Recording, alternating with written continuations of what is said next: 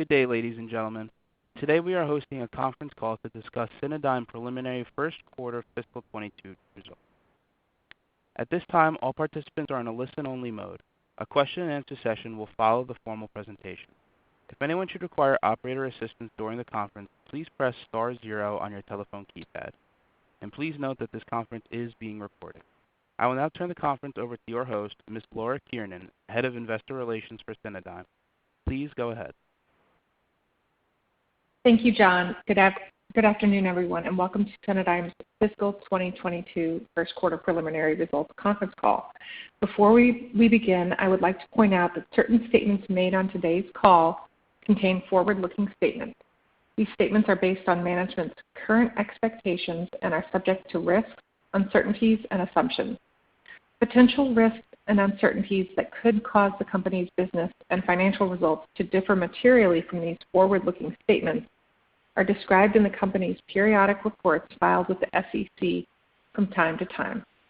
All of the information discussed on this call is as of today, September 2nd, and Cinedigm undertakes no duty to update it. In addition, certain financial information presented on this call represent non-GAAP financial measures.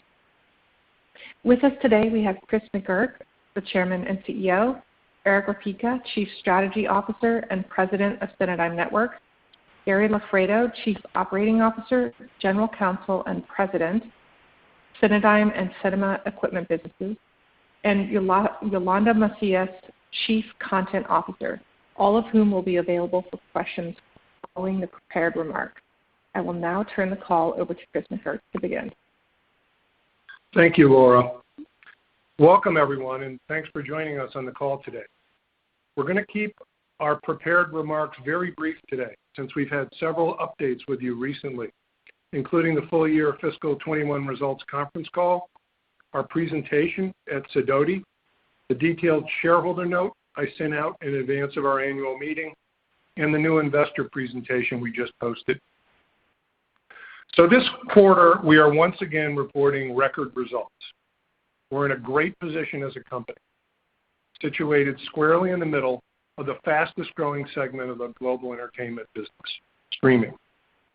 Our streaming revenues increased 181% this quarter, including 301% growth in the all-important ad-supported streaming revenue business. And we have a very strong balance sheet now with zero debt. So there's an enormous opportunity now for Cinedigm to leverage this very strong financial and business position to continue this very rapid growth. And all of it supported by what I consider to be an exceptional management team that we continue to enhance. We generated total revenues this quarter of just over $15 million, a 149% increase over the prior year. This was driven by our triple-digit streaming growth, which we generated despite a traditionally seasonally slow streaming quarter, and also from the recognition of digital equipment revenues from our sales agreement with AMC. That gives us great momentum heading into the next two quarters, which are seasonally stronger than this quarter. And we generated net income of $5.0 million, or 3 cents per share this quarter. Another key strong indicator of our building financial momentum. And all of our key streaming operating metrics, which Eric will review in just a minute, are shooting through the roof. So I won't steal his thunder by going through them now. Instead, let me just comment on our management team. I believe one of Cinedigm's greatest assets is the exceptional executive team we've assembled over the last few years, and I consider it to be one of the best in the business. It's a key underlying reason for all of the quality deals and partnerships we've been announcing recently, and for our business and financial success. As a well-positioned, rapidly growing company with a high potential public currency, we will continue to enhance the team by attracting high-quality industry management. Expect more announcements in that regard soon. And we also continue to enhance our board. The recent addition of Ashok Armitage, a vastly experienced and respected producer, filmmaker, and UN Goodwill ambassador, is a very clear example of this. Now I'll hand things over to Eric Opeka, who will speak to our streaming business and strategy. Eric? Thank you, Chris, and thanks to everyone for joining the call today. Before I dive into our results, let me start by talking a little bit about the macro environment around streaming and the significant opportunity we're tackling. Recently, Research and Markets, one of the top global market research firms, upped their forecast for the combined global ad and subscription streaming market to nearly $166 billion in aggregate by 2025. And beyond that, a new report by streaming research firm Endscreen Media forecasts the free ad-supported streaming television, or FAST market, to double in size to over $4.1 billion in the next 24 months, which is incredible for a business that barely existed just a few years ago. What these and other recent data points affirm is an acceleration in revenue growth in all facets of streaming models, AVOD, SVOD, and FAST. This is driving considerable demand for streaming content, channels, and technology, and Cinedigm's model as a provider of all three makes us a unique in-demand partner for the companies directly responsible for the global streaming revolution. Now let's discuss our recent streaming-related results. Despite late spring and early summer being somewhat of a slower period of the year for streaming as people spend more time outdoors, we completely bucked that trend by delivering the company's highest streaming minutes on record streaming revenue growth, and continued strong subscription results. As Chris stated, our streaming channel revenues, where we operate ad-supported and subscription streaming services, were up 181% over the prior year quarter. And as part of streaming channel revenues, our ad-supported streaming channel revenues increased 301% over the prior year quarter. Subscription streaming channel revenues increased at 88% over the prior year quarter. Additionally, our streaming digital content licensing and sales business, where we provide content to some of the most popular streaming platform partners in the world like Amazon, Apple, Fox's Tubi, Viacom CBS's Pluto TV, and others, increased 61% over the prior year quarter, the fifth record growth quarter in a row for that business. In aggregate, our combined streaming revenues were up over 115% over the prior year quarter. This revenue growth has been impressive and has been driven by equally impressive growth in our viewership KPIs, which drive that revenue. Our total streaming minutes in the quarter increased to approximately 1.37 billion, a new company record, and up 18% from the 1.16 billion in the prior sequential fourth quarter, and up 386% versus the prior year quarter. Monthly streaming minutes in June 21 reached approximately 504 million, a new company record, and up 349% versus June 2020.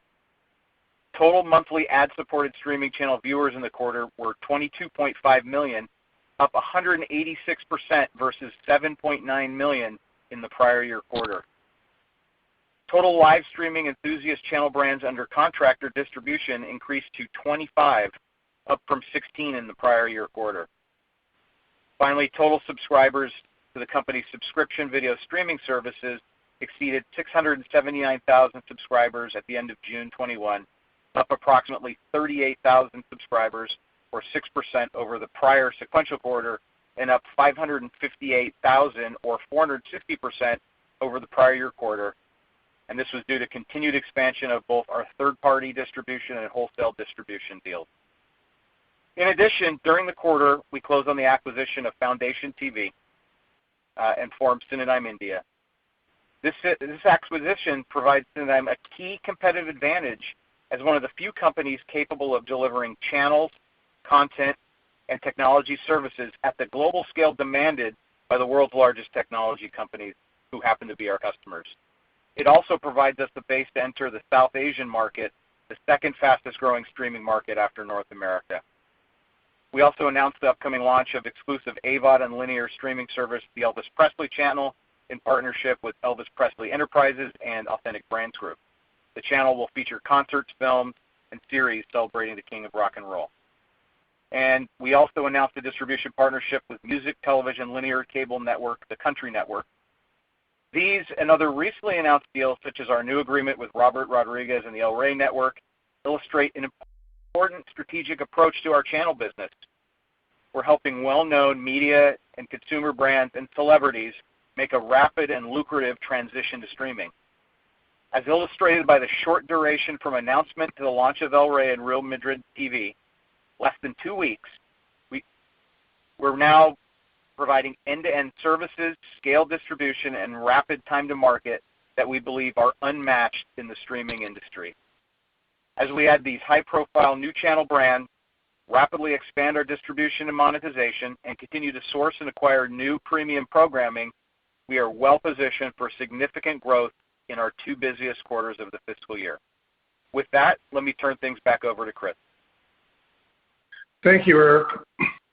To quickly summarize, we are now in the strongest position we have ever been in financially, operationally, competitively, and from a management talent standpoint. We expect the rapid growth we generated this quarter to continue, and we will augment that organic growth by targeting smart, accretive acquisitions that accelerate our streaming momentum. The future looks very bright, and we are delighted to have such a supportive investor base behind us. And with that, we'll now take your questions. Operator? Thank you. At this time, we will be conducting a question and answer session. If you would like to ask a question, please press star 1 on your telephone keypad. A confirmation tone will indicate your line is in the question queue. You may press star 2 if you would like to remove your question from the queue. For participants using speaker equipment, it may be necessary to pick up your handset before pressing the star keys. One moment, please, while we poll for questions. Our first question comes from the line of Brian Kinstlinger with Alliance Global. You may proceed with your question. Great.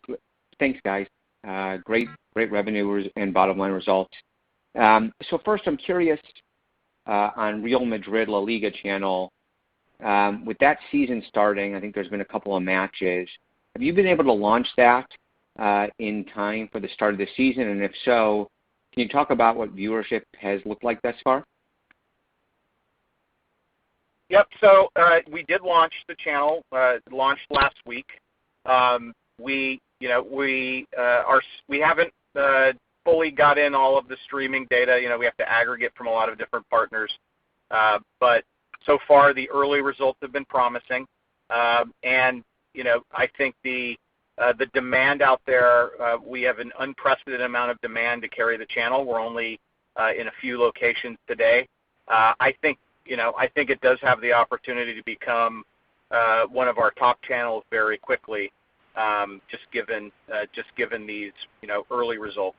Still early, but I think we're very pleased with even the results off of just a small distribution base off of week 1.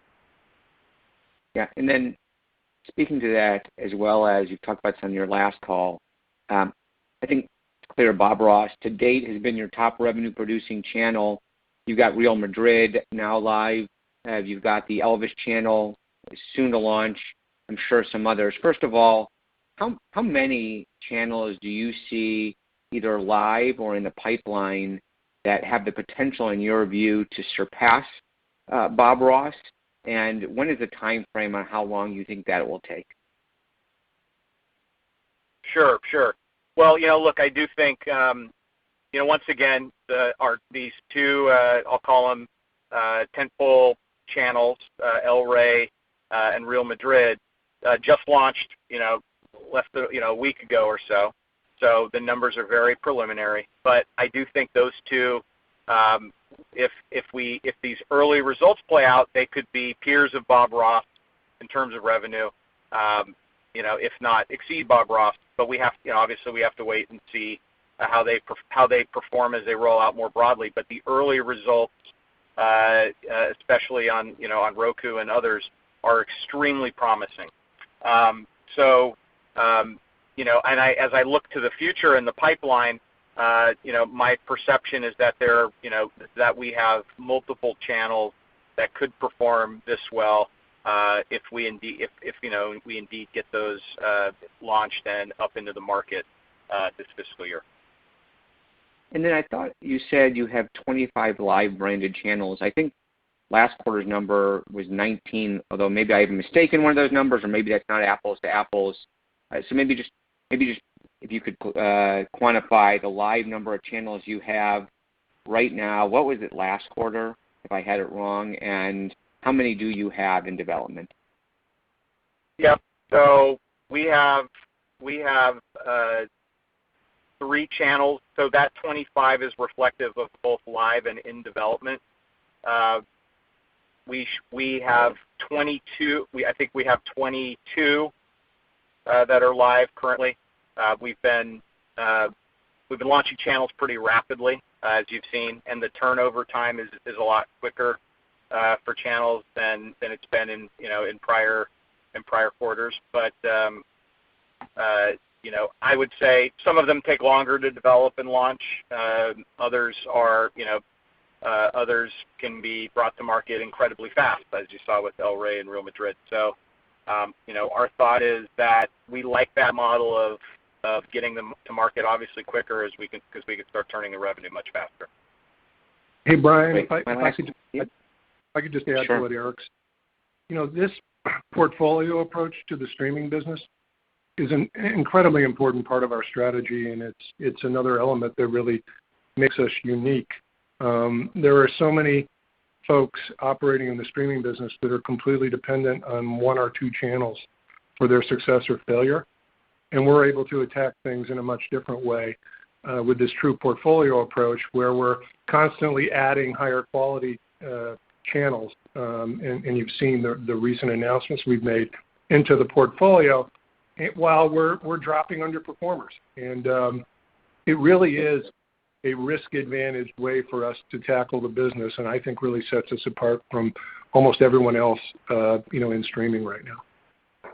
Yeah, the good old GE model, drop the bottom 5%. A last question, Eric.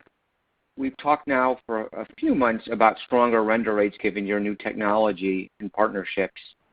As we go to the September and December quarters, you've got higher seasonal CPMs. You've got more channels. The channels you have now are extending further. Will we see those numbers start to break? And again, we haven't seen the numbers until the 10Q comes out, but are these the next 2 quarters coming up that we'll see that really breakout growth? Not that the growth hasn't been great so far in the September and December quarters for OTT and streaming. It seems like all of those things with the render rates make us set up for an even much stronger September and December quarter, if I'm not mistaken. Yeah, you're right in the sense that the current quarter and that we're in right now, plus that we'll be closing out at the end of this month, plus the next quarter are really it's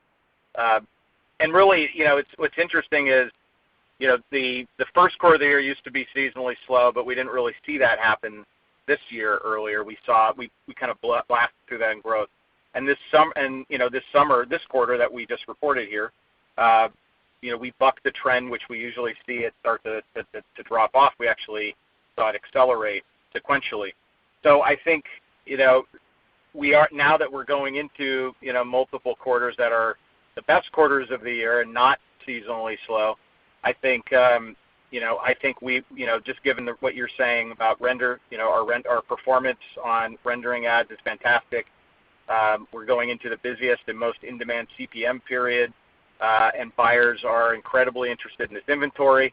Now we have fantastic channel brands and content that need no explanation to advertisers. They're already familiar with El Rey. It was a cable channel for a long time. They're already familiar with Real Madrid, the number 2 most popular football club in the world. So we just don't have that sort of ramp up where people have to get used to a new brand, a new audience that we had with previous channels. And I think that's all of those things. If the audience continues to show up the way it has been, could put us in for some pretty good growth over the next 2 quarters. All right, great. Thanks so much, guys. Thank you. Thanks. Our next question comes from the line of Dan Kurnos with The Benchmark Company. You may proceed with your question. Great, thanks. Good afternoon. Really solid quarter, guys. Nice to see the momentum continuing here. Maybe just to kind of follow up a little bit, I think, Eric, sort of the peaks and valleys in AVOD have been a little bit skewed by mobility. Obviously, you guys had an excellent quarter in June, and I know it's kind of, I guess we're technically in September here. Is there any kind of pacings or kind of update you could give us just on how sort of the September quarter viewership metrics are trending at this point, just to kind of get a sense of kind of the backdrop? Yeah, so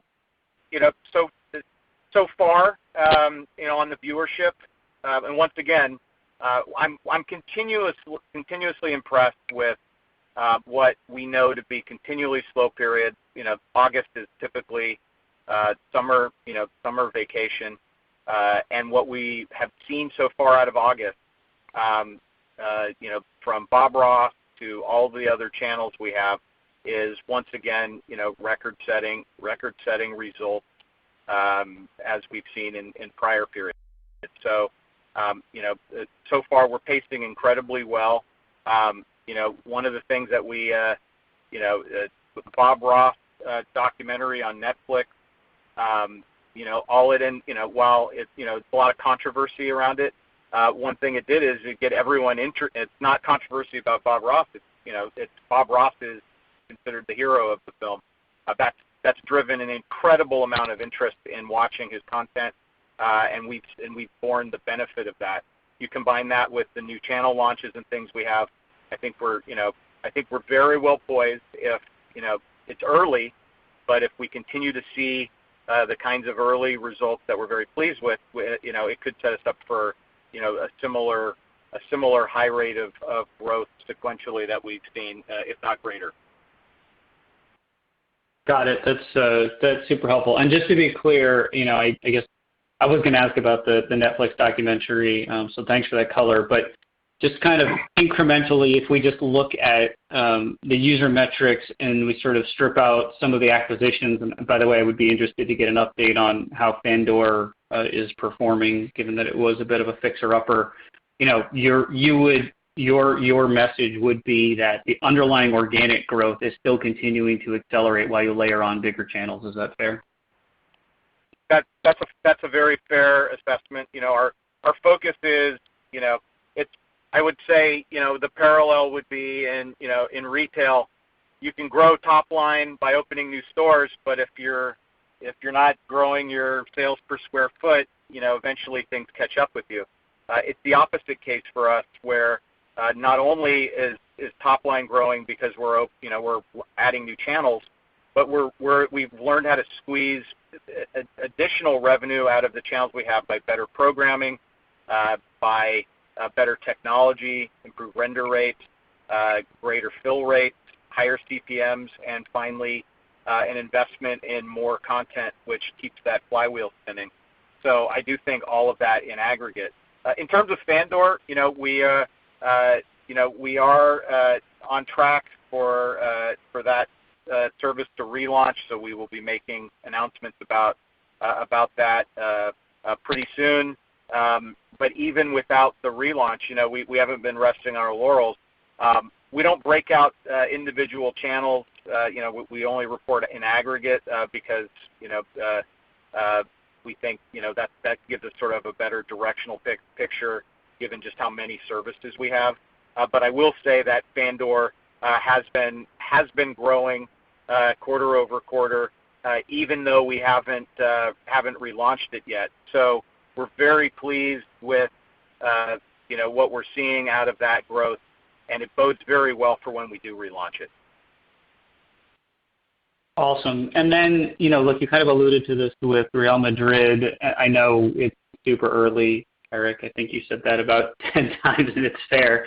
But, in terms of expanding distribution, and then, the kind of, I think, the commentary that continues to be hammered home here is that you guys are moving upstream, winning bigger deals. How important is it that you have, kind of the early success that you're seeing with Real Madrid, are those doors already kind of open for other kind of larger scale channels? Just kind of help us through either if that accelerated, if you were having those conversations, or, kind of some other mix of the two. Yep.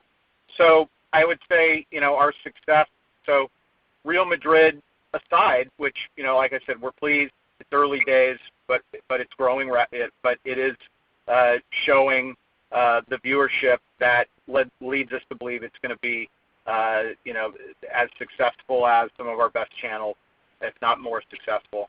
But even before that, we've already been having, both having considerable conversations that we think, is really based on just how well we've been handling major brands. And by the way, it goes beyond just the channels we're launching, right? We've been partners with, the NFL, Hallmark, and other major media companies, for a very long period of time. So, the company has an endemic skill in managing and monetizing brands that transcends just these recent channel launches.